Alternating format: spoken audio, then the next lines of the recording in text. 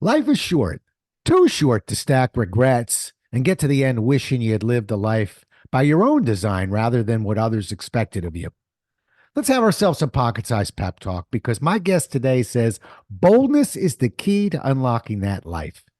His message is so powerful. With over 300 podcasts, he's only the second guest I've ever brought back for another conversation, and you'll soon hear why. A Pocket Sized Pep Talk, the podcast that can help energize your business and your life with a quick, inspiring message. Now, here's your host, Rob Jolles. My guest today, Fred Joyal, is an entrepreneur, speaker, business advisor, and author. He's written 2 best-selling books and as the CEO of one of the top advertising firms in Los Angeles, has written and appeared in over 200 television and radio commercials. He boldly co-founded the most successful dentist referral service in the country, 1-800-DENTIST. And speaking of bold, his latest book, Super Bold, From Underconfident to Charismatic in 90 Days, is an Amazon and Wall Street Journal bestseller. You are one bold son of a gun. Welcome back to the show, Fred. Rob, excited to be here and kicking off the year right. You bet. Like I said, I just got so much out of what you said and spoke about and your book, which is on Amazon. And folks, hang tight, but write it down because you're going to be getting it when we're done, and then you're going to write a review for it. I was explaining our conversation to a bunch of people, even my family members, and I think although we have a big sales audience that listens to this and entrepreneurs, I just can't think of anybody who can't benefit from your topic. So, unlike me, you started out as a very shy person. And as you said, too timid to make a phone call, but you transformed yourself and you crashed through those fears. Okay. We got for every card carrying introvert, and even for me, who we all, by the way, have a card in our pocket. Give me your best 2 minutes out of the gate on how you did it, how you made this transformation so that people can take these ideas and apply them to what they're doing. I saw bold people doing things and, it was 2 parts, seeing the bold people take bold action and getting away with stuff. I was like, why is nobody stopping them? And why are they succeeding like this? And then coupled that with stacking a whole bunch of regrets in my life to the point where they just made me frustrated and eventually angry. That I was like, look, I got to stop missing out on these things. So I just started emulating bold people and realizing I had to get comfortable with being uncomfortable. And so that was the transformation for me, as I realized that the thing I always tell people is, dying of embarrassment is not a medical diagnosis. It is a choice that you actually make to feel embarrassed. You don't have to. You don't have to feel rejected. You don't have to feel any of those things. You will be rejected in life, but you don't have to take that personally. You don't know why, and both people don't care. They was like, yeah, I failed. I got rejected. I'm going to keep going and figure out how to be better at it. Whereas introverts go, back in my shell, got to play it safe from now on. Don't ever want to feel that again. And I just got used to being uncomfortable. And what happened is my comfort zone just got bigger and bigger and bigger. And when you realize that, you say, oh, this is the huge conclusion. So I'm sort of blurting it out right now, is that I always thought that if I were more confident, I would be bolder. And then what I figured out when I started being bold, when I was uncomfortable, is that the bold action built my confidence. It's totally the other way around. Bold people do stuff all the time that they are not confident at all about the outcome, but they're used to just taking action. They're used to doing stuff and seeing what happens and rolling with whatever happens. And so, more often than not, something interesting, useful, exciting, adventurous, fun, revealing, inspiring happens. And it makes you more confident. Yeah, yeah, and thanks, Fred, because I loaded a gun at and hit you with a big one right out of the gate. 2 minutes. Tell me how we fix a lifetime of issues. But you hit on so many good points. First of all, I loved your phrase, becoming comfortable with being uncomfortable. As a professional speaker, people come up all the time and go, "How do you do it? How do you get up?" In a sense, as I'm listening to your words, I'm thinking the only thing that's different between you and me, and I'm talking about that audience, is I've become comfortable with becoming uncomfortable because I never want to walk on stage and be so comfortable that I'm going to be flat. There's always a little burn in your belly. You want that anxiousness, but you're comfortable with it. There's a great quote out there that I read one time and I loved it. And they said, hope. Why are people afraid to hope? And it was a sports columnist, just buried in a sports column, said, the penalty for hope is disappointment. And when I read that, I thought, well, there it is. So when you talk about becoming uncomfortable, and you tell me if I've got this right, we have to be prepared that when we put ourselves out there, yeah, it may not be a home run every time. There may be some disappointment, but Fred, think about the alternative. Think about being afraid to hope. Think about being afraid to become uncomfortable. Yeah, there's a great book on the 5 regrets of the dying, and this woman interviewed hundreds and hundreds of people who were essentially on their deathbed. The number one thing they said was, "I wish I lived a life on my own terms rather than a life other people expected of me." Right. In other words, I regret not being my full self, because if you're not, somebody else will design your life for you. Mm. And you're not going to like it at the end. Wow. Very powerful. We're seem to be using the words bold and confident a lot. So to me, I don't know, are they the same thing? Are they different? But I sense they're going to come up a lot in this conversation. Yeah, let's clarify that because confidence is how you feel about yourself in certain moments. And most of us are confident in some areas and underconfident in other areas, but it's just how we feel. Boldness is confidence in action, is doing something. And you don't need the confidence to take bold action. So boldness is doing something outside of your comfort zone, taking a bigger step. And again, that builds your confidence. But they're two very distinct things. I know people who are just very confident people, but they never take any chances. They never make a bold move in their lives. They go, I'm very comfortable with myself. I'm very confident about who I am. But where are the risks? Where's the risk of failure? Because, right. and I always relate things to sports. It's like, if you started playing basketball, would you expect to swish the ball from the free throw line over and over again? Of course not. But in like social situations, we think we're supposed to swish the ball right away. And if we don't want to play anymore. Right. Right. So it's like, why would we have this deep psychological fear of failure on an emotional or psychological level?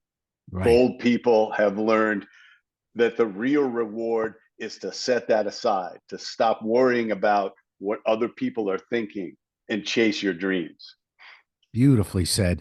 And I'm kidding when I say Albert Brooks read your book, because this movie came out before your book, but and we may have talked about this. It's just one of my favorite movies. But have you ever heard of the movie Defending Your Life? Yes. Okay. I remember it. Fabulous movie. Right. And what's he at? For those who don't know what Fred and I are talking about right now, it's a book where it's a book. It's a comedy with Meryl Streep, Albert Brooks, written, directed, starring Albert Brooks. But he's looking at what happens when we die, and basically we defend our lives. But the most interesting part of the movie is, so what's the criteria? What exactly are we defending? And I think these are somewhat interchangeable. He's talking about overcoming fear. But in a sense, the conversation you're having right now is in terms of being bold, of taking those chances, of where in our lives have we taken the chances, and what exactly did we gain from it? Unbelievable strength. And when have we been most disappointed? When we let that boldness, that fear hold us back. It's a beautiful message. And I think it kind of resonates with you a little bit. Yeah, most definitely, because that window closes. That's the reality. Is if you hesitate long enough, and that's all it really is. Is it's a problem of we're busy playing all of these things in our head that force us to hesitate instead of taking bold action, and the opportunity disappears. The great opportunities sometimes are a few seconds. You see that person you really want to meet, whether it's an attractive man or an interesting woman, or an entrepreneur you always wanted to meet, or an actor, whatever. You can talk to yourself long enough till they're gone. Right. Or somebody else walks up and talks to them and you go like, oh, I should have acted. And so it's your, and circling back to the movie and this whole thing about fear, is fear is fear of what? Rejection, embarrassment, being ostracized somehow, being judged. This stops us. But it doesn't stop bold people, because they have a handful of people whose opinions matter to them, and they don't worry about the rest of the people. I Right. love this expression that I hear bold people say: other people's opinions of me are none of my business.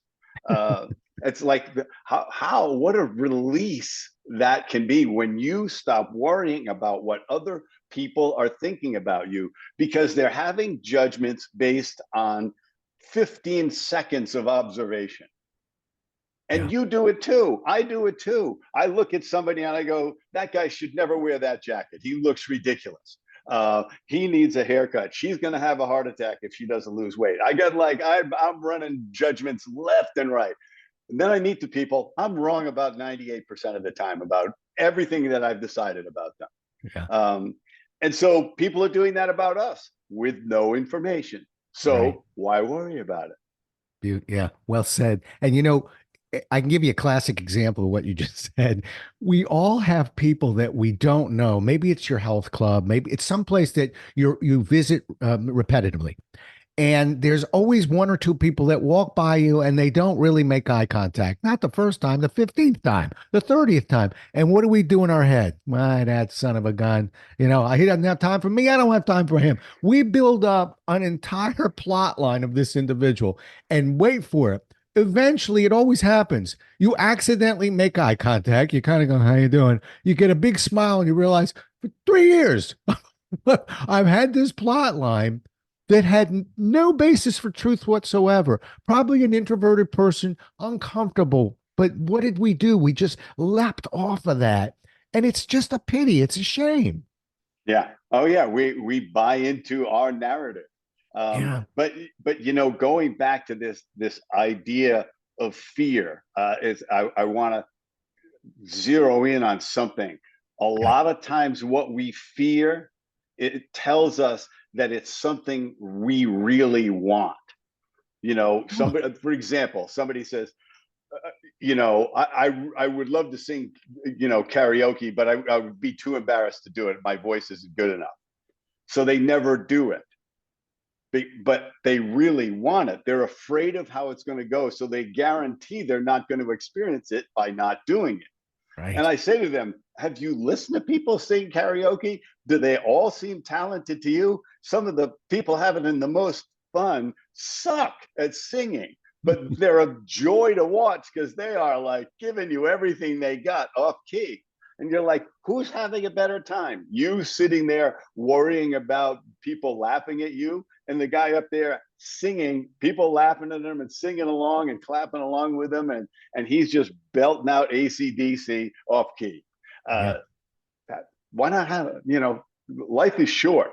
You know, I reiterate this to people all the time. It's like you get to my age. I'm 69.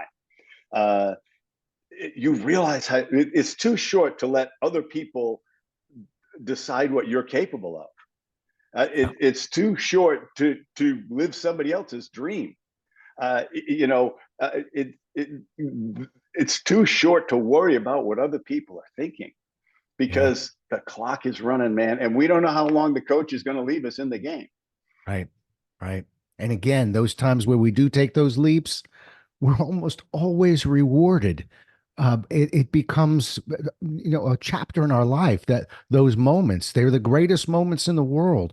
When people come to me, Fred, a lot of times and they start going through, well, what happens if, and what happens then, and I love asking the question, well, those are really interesting fears. Exactly how many times has that happened? And it's always a pause, and they go, "Well, so you're misusing your imagination right now, is what you're really doing." I think what sometimes, my humble boldness with my mentor here is I just try and remind people of what's the track record, what usually happens when you take these leaps. Oh yeah, I'm rewarded. So why aren't we leaping? What's holding But us back? they say that human beings are really terrible at projecting things from a statistical standpoint, which is why people buy lottery tickets. Mhm. With the odds are like incalculably against you. But we have so much, we have an incredible ability to figure out the worst case scenario, and we're terrible at calculating the odds of it happening, Yeah, and yeah. it stops us. Right. Right. I love And that. The odds. What are the odds? yeah, and here's the other thing. This is what bold people, and when I learned this was also transformational, is that trying and failing feels better than never trying. That thing, like if when I was younger and I wanted to meet a woman, if I walked up to her and blew it, at least I walked up to her, or she was like, she waves her engagement ring around in my face or something like that, or just shuns me for whatever reason. I could live with myself because I tried, Yeah. because I couldn't live with not trying anymore. And that's when you say, I got to change. Yeah. Yeah. And Fred, for most entrepreneurs, we have to remind them that so many of them have this dream. It's just, and I'm 31 years running my business, and I often get asked, well, when you first went out, well, were you scared? Were you not? Yeah, I was anxious, but I thought, I don't want to be 20 years from now thinking, what happens if? And 6 months into running my business, how's it going? Pretty good. But I had the biggest smile on my face because it was like I was scratching an itch. And I said, at least I don't have to spend the rest of my life thinking, what happened? What would have happened if? I'm learning it right now. If it doesn't work, I'll find something else to do. But I can't not do it because I'm afraid of failing. I don't have the courage to try. I mean, do you really want it on your tombstone that it says Rob played it safe the whole time? Right, right, right. He had some great ideas, that kid. Never acted on them, but boy, he had some great ideas. The book is super bold, and it's available where in all online stores, etc. From underconfident to charismatic in 90 days. You can certainly see why Fred is really one of my favorite guests that I can have. I've got a little note. Rob, shut up. Rob, let Fred go, because I'm so fascinated with your topic. I think I know the answer to this next question, but in your opinion, what stops us most in life? uh, if you ask people what's held you back in life, they'll say, "Oh, well, it was my education, or it's my ethnicity, or it's my gender, or it's my my parents, my teachers, whatever. It was the stock market, it was the economy." And what stops us is actually a who stops us, and Okay. it's us. We stop ourselves more than anybody else or anything else does. We talk ourselves out of taking action. Like I said, we've got a great ability to calculate what could go wrong, and why that would be so bad and why that would feel so bad. So we play it safe until we realize at some age that play it safe is not the right play anymore. Yeah. Yeah. You know, And so you go ahead. stop stopping yourself. Bold people never stop themselves. They let somebody else try. Hmm. Okay. Yeah. You know, I worked for maybe 15 years now with people in career transition, and I began to write about it. And, you know, everybody was trying to figure out, well, you know, what's holding this person back from being believed? And that was my study. It's a little different than yours. And and the reason why I say I think I know the answer to the question that I was asking is I learned the same sort of the same thing from a slightly different angle, that it's hard to get people to believe in you when you don't believe in you. And you know, so we'll tackle that one number two. First, we got to work from the inside, and we got to figure this thing out. And it sounds trite and simple, and yet that is a sometimes a lifetime journey for people, and it's not easy. Yeah, I mean, we get trapped in the pursuit of comfort Mm, as an end into itself. And I tell people, like, no, comfort is your filling station so that you can go back out and live your life. It's where you recharge yourself. It's not, an aim in and of itself. I just want to be comfortable all the time. I like convenience. I like to be comfortable in certain physical situations, but I know that all the interesting stuff is happening in my discomfort zone. I'm meeting somebody interesting. I'm learning something about myself. I'm trying something new, and it's as you said a couple of times. It goes better than you thought, more often than you thought, if you just reflect on it. And so part of what I teach in the book is how to be systematically bold, because I have friends like you who are bold people, and they read the book and they say, I thought I was pretty bold till I realized how much more I could expand it, because now it's a daily practice. Now I'm consciously being bold. When I find myself hesitating, I go, what would Fred tell me? Stop hesitating. Stop stopping yourself. Go find out what's going to happen. yeah. And it's a big shift. Yes. You know, one of the things that I love about your book and your message is, I mean, listen, you're a very motivational guy, you're inspirational, but in a sense, I don't want to insult you, because to me, that's part of the easy part for we speakers. Okay. The Yeah. hard part is, okay, now let's get past that. Is there a process? Is there a method? Are you going to make me feel good for the next hour? And that's the thing. One of the many things that I really appreciate about you. You, you can talk, you can get people fired up, but you actually have neuroscience behind what you're doing. And you have a method and you have a process. Let's spend a moment there if we could. So talk about, you know, your method and some of the science behind what you're describing to us right now. Yeah. So basically, I had to analyze why I changed and how I changed, and how I could accelerate that for somebody else. So I eventually boiled it down to these 5 steps called the PRIDE method. And PRIDE is an acronym, but it's also from a goal standpoint. Why wouldn't you want to live a life that you're proud of? I certainly want to do that. There's nothing egotistical about that. I would like to be proud of my legacy, my accomplishments, my friendships, my relationships, that the successes and the failures. I would love people to look at me and say, "Wow, he took a big shot, and boy, that did not go well. But look at him; he's back up in the ring swinging." Yeah. And so the PRIDE method, the 5 steps are preparation. So you're preparing yourself, whether it's, let's say, I'm going to talk to a stranger. You're going to prepare what you're going to say ahead of time so that you can walk up and say something interesting. Maybe it's a question. Maybe it's just, I would love to meet you. My name's Fred.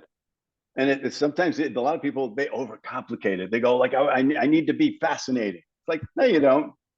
How about polite? Don't make it a competition for who's more interesting. Um, and start with a compliment, something like that. It's so easy, but prepare yourself.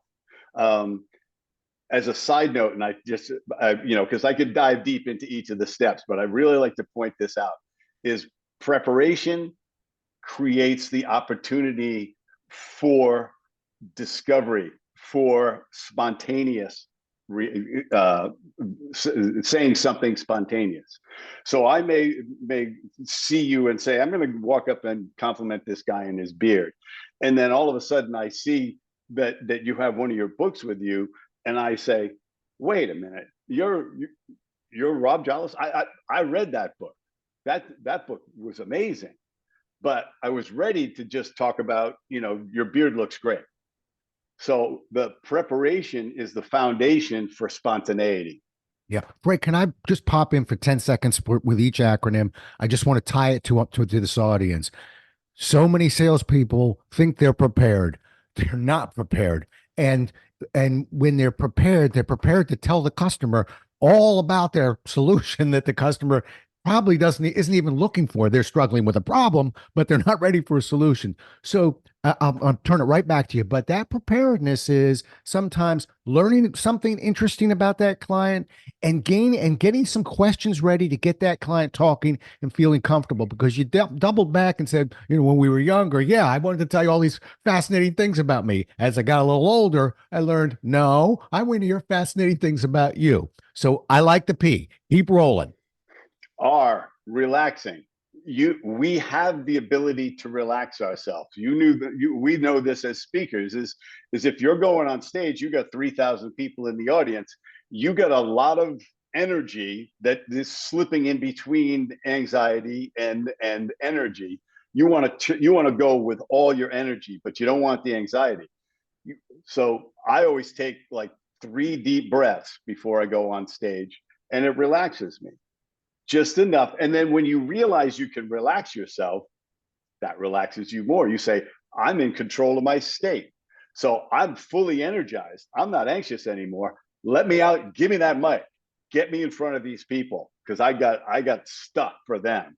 And that's what they feel. And so in any situation, in seconds, you can relax yourself. It's not by somebody saying, why don't you just relax? That doesn't work.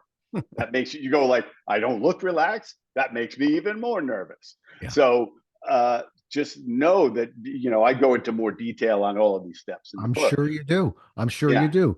And for this audience also, if you're out there carrying a bag, get there early. Get yourself a cup of coffee. Don't be fighting your way in there. Get yourself nice and comfortable.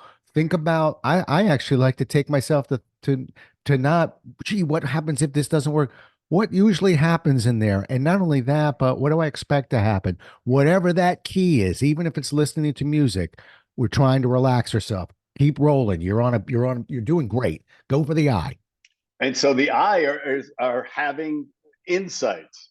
And the number one insight that bold people have is that no one is thinking about you anywhere near as much as you think they are.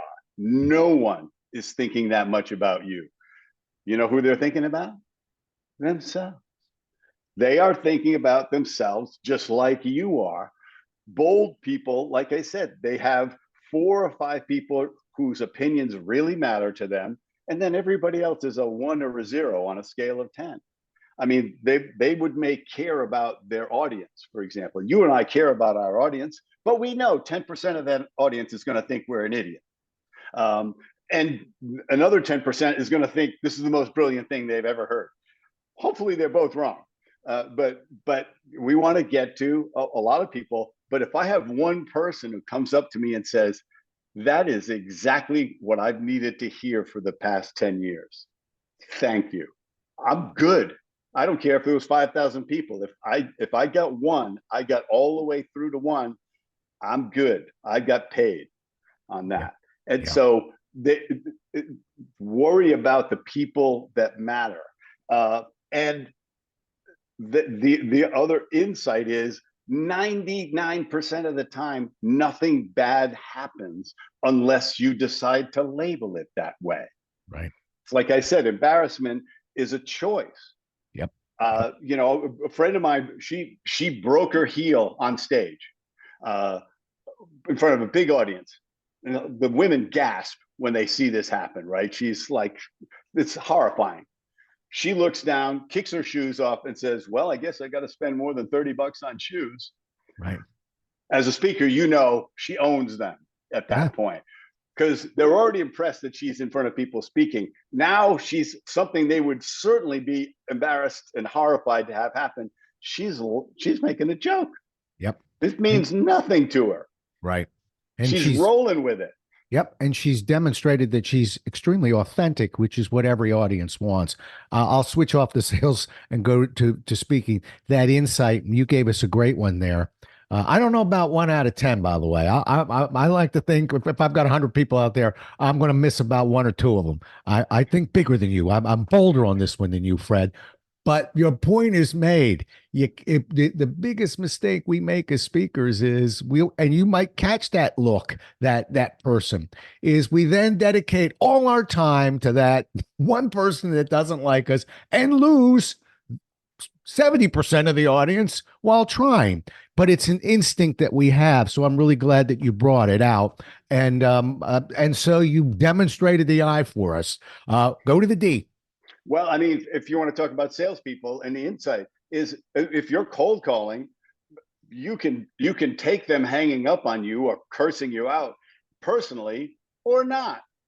It's you can label it as bad, or you can just label it as I'm one strikeout closer to a home run, the Babe Ruth philosophy. Yeah. The D in the Pride method is dosage. Control the intensity of your venture into your discomfort zone. Don't overwhelm yourself. But it's just like with exercise. If you're going to, start to get in shape, you don't start by trying to bench 300 pounds.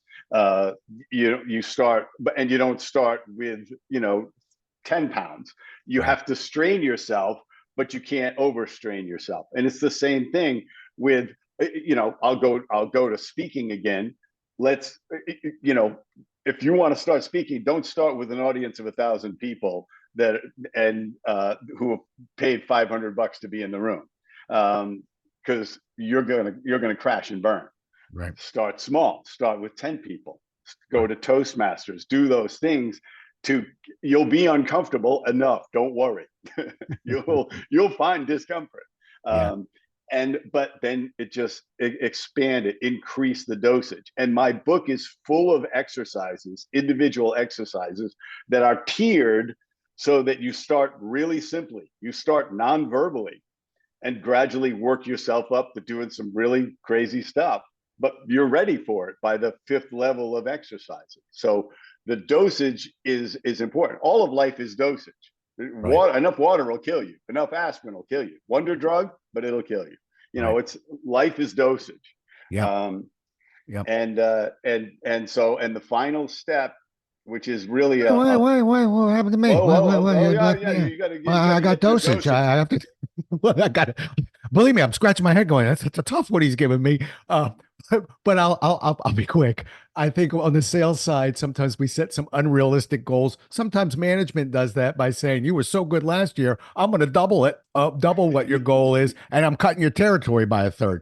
However, real quick, I think we just have to set some realistic goals. All right, go to the E. I just didn't want to be left out on that one. Keep going. Yeah. And so the E is everyday action. If you want to build your boldness, make a bold move every day. Go one step into your discomfort zone at least every day, and do it early, because then you'll do it more than once. Maybe it's just talk to a stranger in line at Starbucks.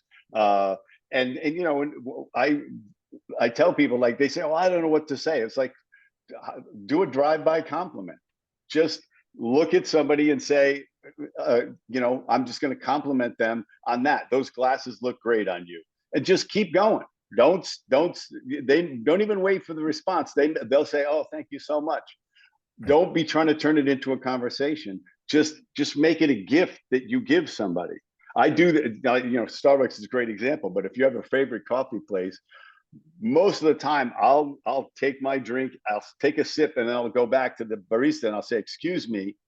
Now they're expecting a complaint. So I'll say, "This is absolutely perfect." And you can see the effect on them because they've mostly got redos Right. to do. But this is like, yeah, I'm trying to make you a really great cup of coffee here. That's, thanks for, so why not sprinkle that fairy dust around? Do these drive-by compliments. You get something out of it every time. Yeah. Because you made somebody feel better about themselves. What a great thing to do. But do bold stuff every day so that, and the reason you do it every day is so that you're bold when it matters most. And we're going to go circle all the way back to the neuroscience, because when you change a pattern in your behavior, they have found that there's neuroplasticity that goes on in the brain for your entire life. We used to think our brain stopped growing in our 20s, but it constantly changes. And so if you change a new pattern, what happens is you build a wider neural pathway, a new neural pathway. But the other thing is the old behavior, that neural pathway atrophies. It actually physically atrophies. So that what happens over months and years of taking bold action on an everyday basis is that's your default mode, rather than hesitance or introversion or underconfidence. Right. You've atrophied that response, because that's all bold people have. Their default mode is, I'm going to take a shot. I'm going to be bold. I'm not going to decide to be bold any more than I'm going to decide to brush my teeth every morning. Right. Right. I like that, and I'm not necessarily going to drip anything on that one, other than to say that what you're referring to, I call as muscle memory. You just, it's almost like a golf swing. You write about it. One of the things I really love about your book is that, as I said, it's process oriented, it's repeatable and predictable. Of course, we'll stylize it. Of course, we'll make it our own and adjust. But there's a process in place, and they say when you have a process, you have a way of measuring what you're doing. When you can measure it, you can fix it. So it's one of the many things that I really appreciate about you, Fred, and your message is that it goes beyond just a person inspiring others. There are process moves here, and it's why I'm a big fan of the book. All right, you write about making certain choices that we make, including the choice to be embarrassed. Uh, is embarrassment, can that be a choice, embarrassment? Yeah, I just did a lecture Mhm. to this software company, to their whole team. There was their annual meeting. Everybody flew in from around the country, and one of the things I did was the cookie challenge. Now, I don't know if you've ever seen that, but basically, you get 5 or 6 people out of the audience, or 10, or however many you want, and you got a bunch of Oreo cookies, and they put it on their forehead. They have to get it in their mouth without using their hands. So they're all on stage contorting their faces, trying to move it down and angle their head and stuff like that. And they'll drop it, and I'll give them another one.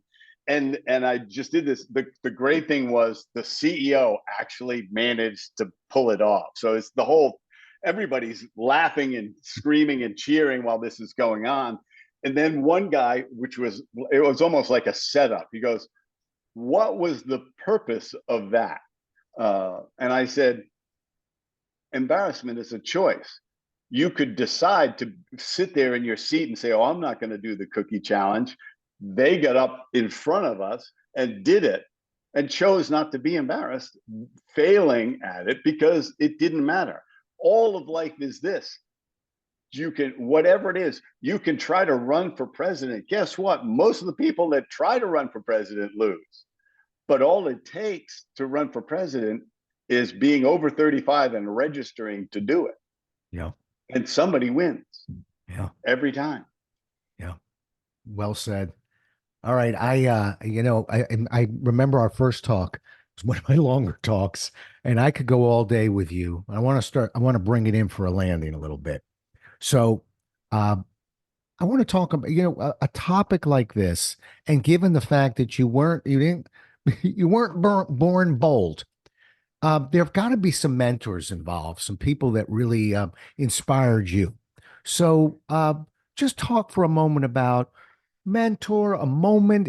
Maybe it was just something that happened in your life that really made you stop and pause. But tell me how who was there to give you a push along the way? If you're lucky, there are these people in your life that don't let you off the hook Mhm. and say, "No, I'm sorry, you have to do this. You have to try this." And I had a good friend that because I was doing the television commercials for 800 Dentists, I started taking acting classes, and I met this young man who was a stand-up comedian, also taking the acting class, and we became friends. And he eventually, and I saw him perform several times, and he said, "I know you want to do this."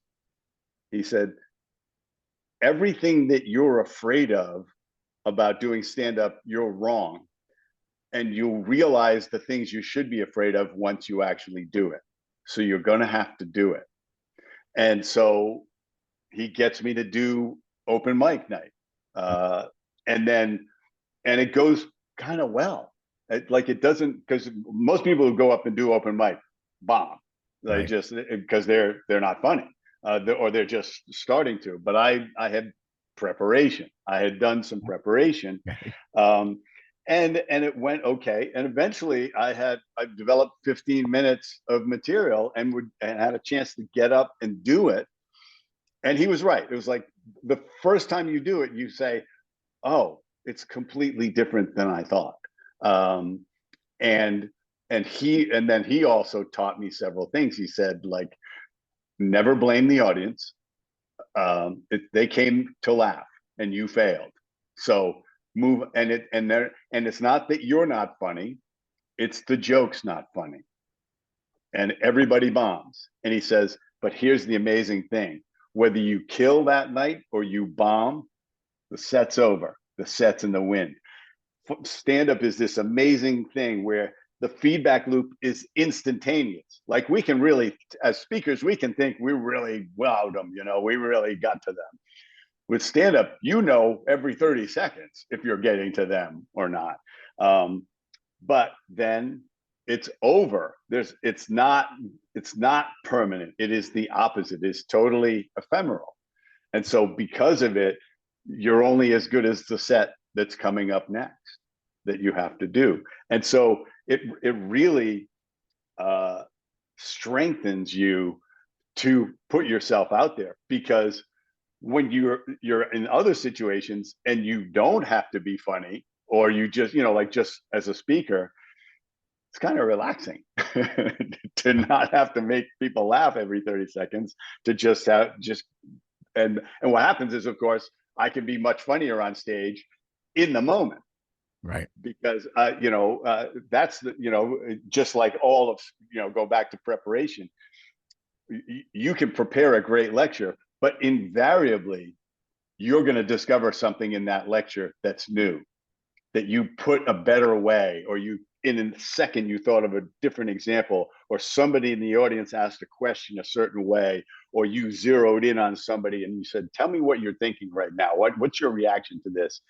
And they feed you something, and you just come out with it. You're like, "I have never summed that up so perfectly before," because you were prepared to be spontaneous, to Yep. discover. Yep. And that's like an amazing thing. So that was pivotal in my life. How long ago was And that? uh, this was wow. We were just figuring out that I've known him for 30 something years at this point, Okay. like 35 years. Right. He's made a living as a comic the whole time, and you wouldn't know him, but he works constantly. Like, he opens for guys like George Lopez and Jamie Foxx and stuff like Right. that, Right. and he's, I I learn from him all the time. And I also can critique his act and just go, the rest of that joke is this. And he goes, oh, yeah, that's it. That's it. Because that's the other thing that you discover on stage is a good comic goes up with his material, but he's got 3 or 4 jokes that are half baked, and the tension and energy of the stage helps you to finish the joke. If you can harness that anxiety and turn it into creative energy, you will finish the joke that you couldn't finish sitting there in the bathtub trying to figure it out.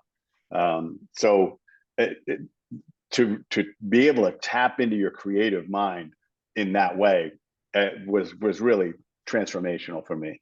Perfect. It's funny. I agree with almost everything you say in this podcast. We're a little off on this one, just a little bit. That's what makes a good podcast, by the way. First of all, just so you know, I know the comedy business, not that I haven't had 9,000 people in my career going, do you do comedy? Are you stand-up guy? You ever been stand? So I've done a couple open mics just so I could say, yeah, I gave it a shot. My son has been a comic for about 13, 14 years, and same sort of thing, works steady, etc. Um, but when you mention, I think there are more similarities to comedy and to what we do as professional speakers than most people think. It's not that we have to be funny every 30 seconds, but we have to be interesting every 30 seconds.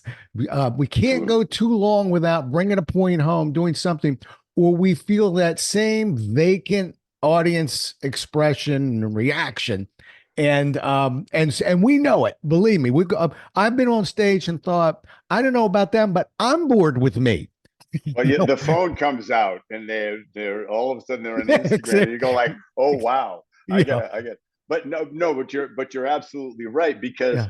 just like a stand-up comic, the best speakers, we are constantly sensing the audience reaction. Got him, lost him, got him, lost him, Yeah, got him, yeah, lost him. Yep. yeah.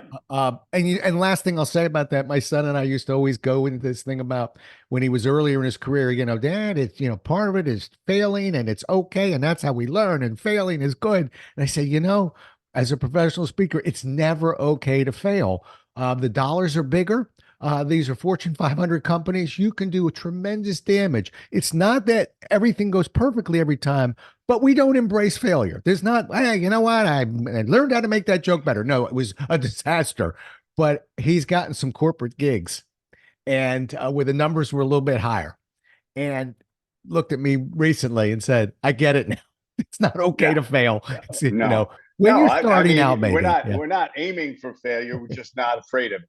It's like, Right. and Right. and it's just a learning experience. Bold people use it as a step up, a stairway up, But eventually, but the reality is, you fail less and less and less, Right. because even as a comic, you would, if your joke doesn't work, you know what to do. I mean, Mhm. Johnny Carson was a master of Perfect example. the joke that died, and his reaction to the joke dying was always funny. Right. Um, Right. and it's like I said, if you don't blame the audience for not laughing, you can move on to your other joke, or you can just say, that was so funny to me in the shower this morning. I don't know what happened. Yeah. And they'll laugh at that. Right. But they see that you're not panicking because you didn't get a laugh. Yep. Um, Yeah. And we'll close on this. I will tell you that, and I learned this the hard way. Sometimes we have to be careful, because you said something really, so many really great things, but one of them was, you can't blame the audience. Um, I was in the Midwest. I'm an East Coaster. I was, in Minnesota. I love Minnesota, folks. But low reacting audience and 2-day workshop, and obviously I wasn't conscious of it, but I was getting angry that this, I'm busting my tail, sweating, working, nailing every line, and you couldn't be less reactive to what I'm doing. And I began to sort of snipe them a little bit. Suffice to say, Fred, didn't work out real well for me that time. So, one of the many things I'm taking from you is, even for when we're selling, even when we're presenting, even if we're interviewing, whatever it is, don't blame the person who you're communicating with. You know, react, Yeah. adjust. That's what Yeah. I learned. You know what? I did have people from Minnesota who you could hear a pin drop for 16 hours walk up and go, "That was the best presentation I ever heard." You know, I lost 4 pounds in that presentation, but thank you for. And then I realized that's not their fault. I'm culturally one way. The book is super bold, from underconfident to charismatic in 90 days. The conversation we've had is with Fred Joyle, who is a treasure. Fred, I am so grateful that you came on again with me. It meant a great deal to me. How do people get a hold of you? Uh, I am Fred Joyle on everything, on Facebook, Instagram, TikTok, LinkedIn. Uh, Joyal There you is go. my last name. And I've got a website, fredjoyle.com. You can download the first chapter of the book. The book is on Amazon, it's in hardcover, Kindle, and Audible, and it's me reading the book. Yay. Good. And yeah, and if you do the digital version, you can go to my website and download the exercises so that you have a printed version of it. Outstanding. Outstanding. So it's interactive as well, which I wish more books were. I mean, it's sort of like we speakers, we don't just talk at you, we want you to interact. You'll find that most people who do professional speaking can't help but write a book that where they're sort of seeking that interaction. But I'm glad to hear it. And I, as I said, I've been through your book. It's just it's a wonderful book. And now you've heard from the author, Fred. Thank you so much for being on again. Really wonderful talking. I hope I didn't talk too much, but I love Oh, your you were topic. fine. You were fine. But it's like, like you, I love to speak too. I like to get in front of entrepreneurs and college students, and this is what I wish I knew at 18.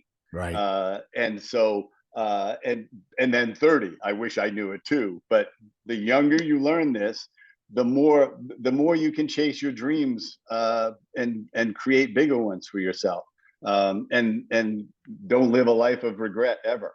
There you go. So And if you're yeah, defending your life someday, proudly show them all the times you took bold steps as opposed yeah. to shying away from it. I'm with you on that one. Love the topic and love the conversation. Thanks for being on, Fred. Really appreciate it. Thanks, Rob. Thanks to everybody for listening. Well, we'll do it again as well as we can next time, everybody. Until then, stay safe. Thanks so much for listening. If you enjoyed today's show, please rate and recommend it on iTunes, Outcast, or wherever you get your podcasts. You can also get more information on this show and Rob at jollis.com.